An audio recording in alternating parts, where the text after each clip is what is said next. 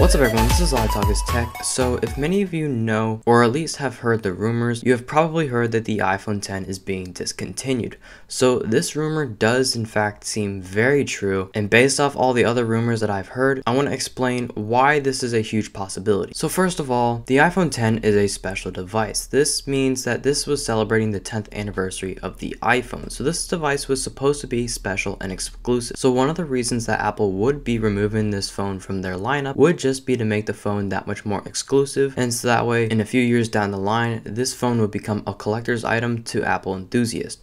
That's just one possibility. Another possibility is due to the performance of the device on how it's sold each quarter. So this phone hasn't really been doing too well. It's pretty much stayed on every shelf on pretty much every store. It did sell a lot of phones, but compared to other iPhone models in the past, it didn't do too well. So for a flagship, this did adequate, but it didn't meet Apple's expectation, mainly because of the price. Also because for $200 cheaper, you can get an iPhone 8 Plus. So a lot of people just opted out on the iPhone X and just got the 8 Plus. And then why spend $1,000 on a phone? Also, what's going to be happening is there are new phones coming around September to October, that time period within 2018. So Apple's going to have a whole new lineup. They're probably going to get rid of the iPhone 8 and 8 Plus and most likely reduce those prices. But for their main lineup of the year, what the phones are going to be is there's going to be an iPhone X second generation that's going to have a 5.8-inch LCD display. It's going to be a little cheaper. There's also going to be a 6.1-inch LCD display along with a 6.5-inch OLED display. Now, the 5.8 and the 6.1 LCD-inch iPhone X second generation phones are going to be the cheaper models that are most likely going to start at around $650 to around $750. Now, if you notice that on the iPhone X, there is like a nice chrome encasing around the phone that makes it have this really premium feel.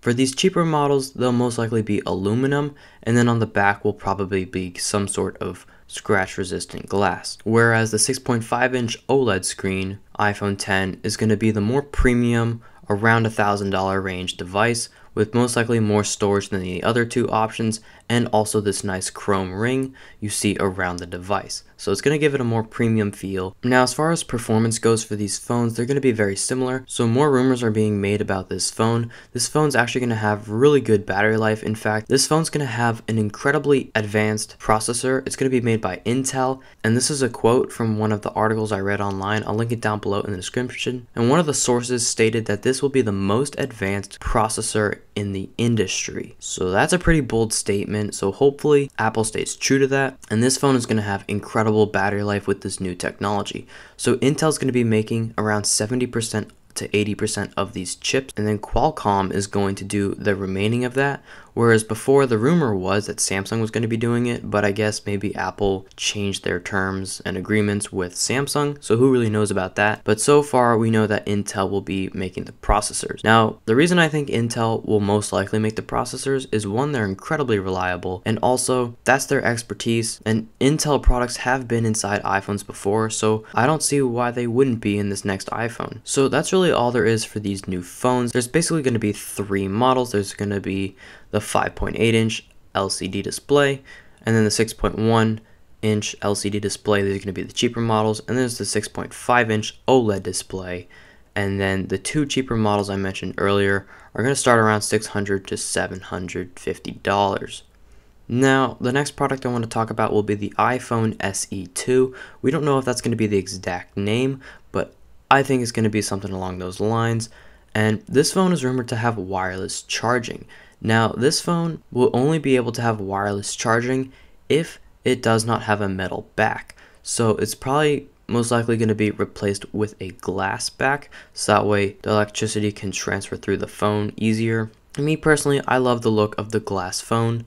My favorite iPhone would be the iPhone 4 to 4S, just because of the design and the metal and glass enclosure. It's a very premium feel, and I think that if Apple went with this for the iPhone SE2, it would be a really great experience and feel very premium.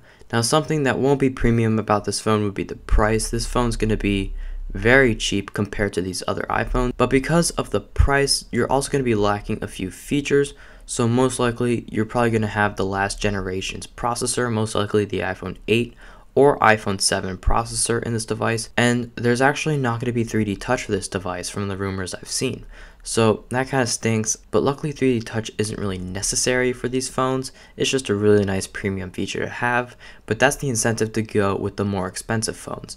Anyways, that is about it for today. Thank you so much for watching. I got a bunch of really cool videos coming out soon, so stay tuned for that, and as always, peace.